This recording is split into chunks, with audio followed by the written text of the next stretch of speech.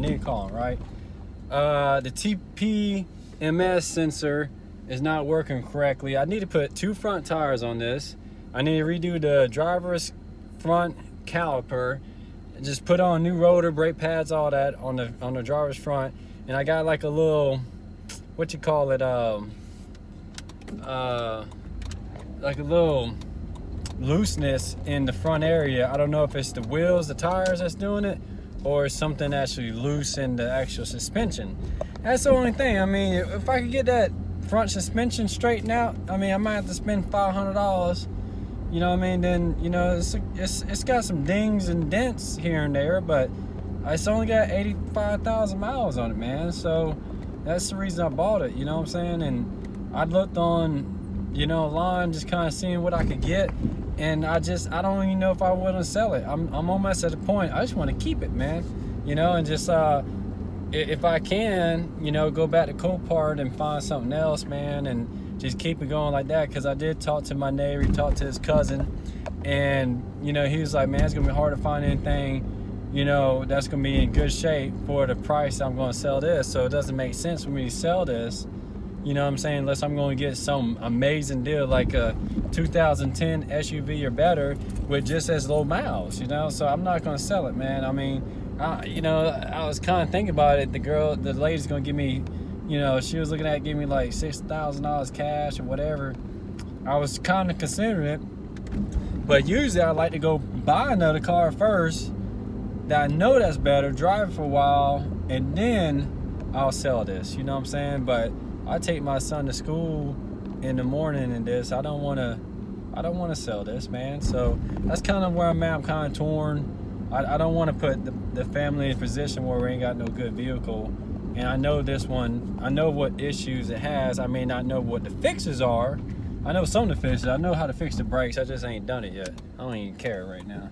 I mean, I already put a new rotor pads on it, and the caliper is like sticking or something. Something's wrong with the caliper, I think. That's the last thing that's left. So I'm like, that's the only thing I know just to go ahead and replace on it is the caliper. I should have done it when I did the hub. I could have saved my rotor, but I know it's like dragging still, man. So, you know, it's just that whole hub side just screwed up everything, man, because it heated up my rotor, heated up my brake pads, it heated up my dang caliper, it messed up my ABS sensor. I think it probably messed up the TPMS sensor too, all at one time, you know what I'm saying? So like, just all that heat and friction of it dragging, man, just caused a lot of issues on that side.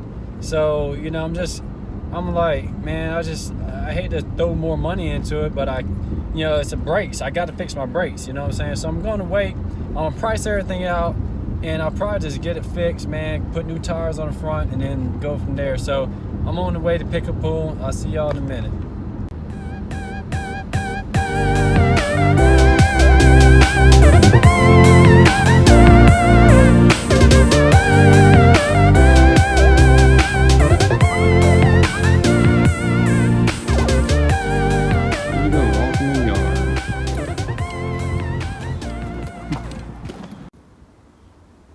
Alright, so here's the parts car. Looks like I got these plastic little pieces that I want to pick up and see if they have this piece. I want to get these little rubber pieces here because they look like they're in good shape. And whatever other fasteners I could get to complete this trunk area. So these little plastic fasteners, you just take a little flathead screwdriver, pull up on it, and the other part of the fastener comes out too. Alright, so looks like I figured out how to take this little, I want to call it a little compartment, little storage compartment. It's got clips on the very bottom that have to slide up. And then looks like the ones on the very top, you have to slide out. And it comes out, so that's what you need to know. So I happened to check this out. It's a 2009 Chevy Traverse. Got a little dent right there. Looks like it's got good tires. It's missing a tail light. That's probably 50 bucks. Side looks okay. Yeah, it looks like somebody put some new tires on the front. It's probably front wheel drive. Interior looks okay. I don't know if it's open, but it looks decent. I wonder how many miles this thing's got on it. I don't know. I'll keep my eye out for this.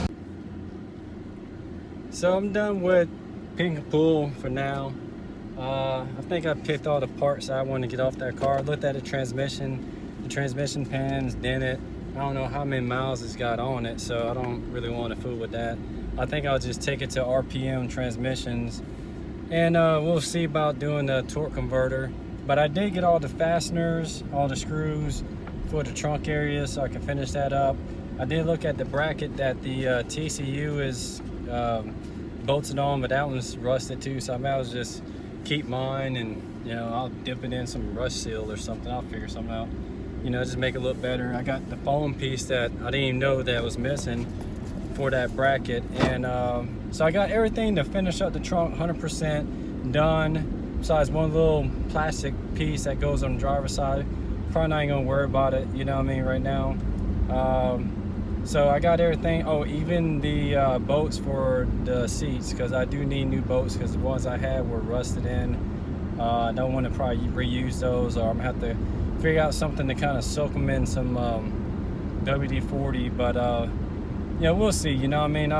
We'll keep this thing going, and we'll wrap it up and then go from there. I'm gonna check out my new 4K camera, see how that's doing. You know, maybe keep my eye on this Traverse. I want to see how many miles it got on it. It looks clean, but I'm just wondering how many miles that thing got on it. You know what I mean? They'll probably take $2,800 out, you know, off the rip, and then, I mean, somebody put some money into it. You know, it's got 2 front new tires. You know what I mean? If it runs, the way it looks, it's probably a front wheel drive. I don't know. I don't even know if I want a full front wheel drive. You know, I'd rather take a rear wheel drive vehicle any day, and then a 5-speed any day. That's for dang sure. But you know, I'm gonna catch y'all back at the house. Everyone, back at the house here and checking out this new 4K camera. See if I'm going to keep this. It actually came off of Amazon for like $140, $150, and let's see how good it is. Okay.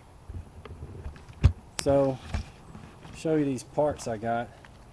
Basically, just little fasteners that I needed to finish up the car. Y'all can see that. For some reason it looks blurry here. So we're going to go ahead and open up the trunk, get this done. Finish this up. Alright, so I'm liking how the trunk is looking, and basically I just needed to pop these fasteners in place here. So I mean, it was bugging me, man, not having these little pieces here. So I'm gonna work on that, and there's like little pieces here, you know, that was missing.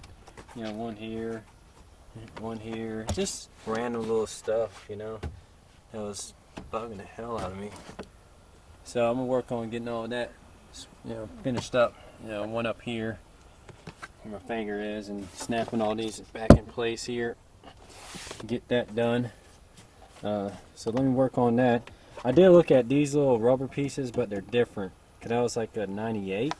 So that's not going to work. And what I'm going to probably end up doing is taking these out and probably putting like some kind of rubberized coating around these to redo these. So, because the ones there did not work, and they didn't have this whole plastic cover piece here either. So not going to worry about that right now. And I need to zip tie all this nice and neat, so when the convertible top is working, because it does work, that it's not going to get in the way. So go ahead and knock this out.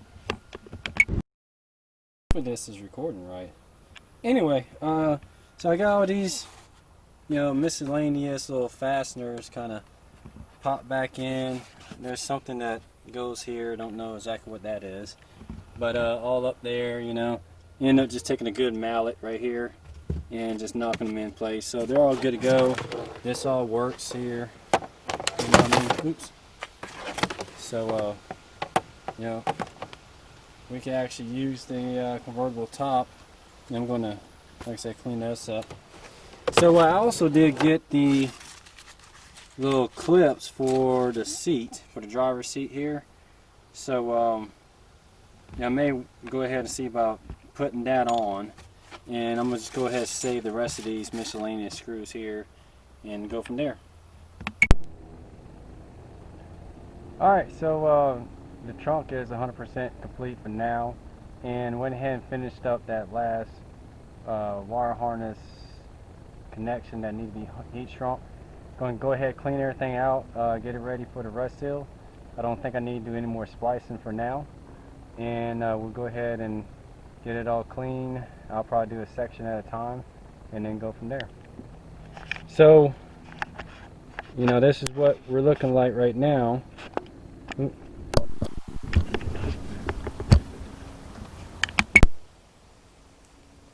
Alright, so I did go ahead and make that last solder joint that I was kind of questioning about from the last couple videos.